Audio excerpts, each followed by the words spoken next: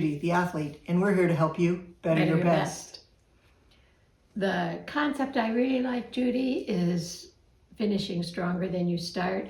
Whether it's the shot, whether it's the end or the hole, whether it's the performance that day or the whole tournament or whatever it happens to be, if you kind of have that in mind to begin, I think you've got a good chance of slowly rising all the way through the performance. So it's that smooth acceleration that you're talking about. Yes, I like it. So I don't disagree with you, right? It's just that I know from my perspective, I always liked to really start strong. I wanted to be the person that got out in front, that people were chasing, and I was constantly adding points to that to make me farther, and they had to chase harder.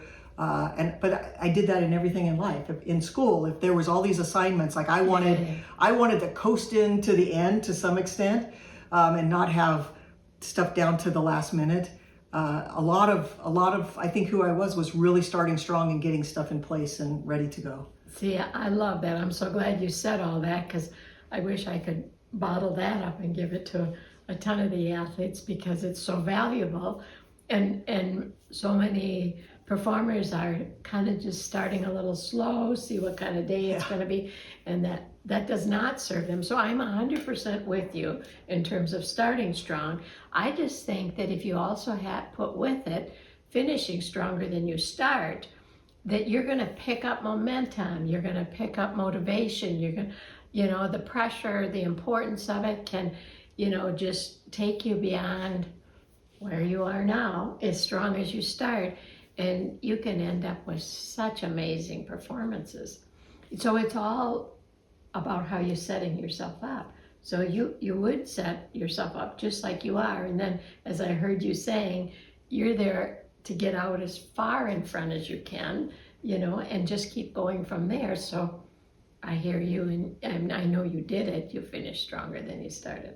Yeah, and I think it's just kind of keeping that mindset of adding more to the gap. Mm-hmm.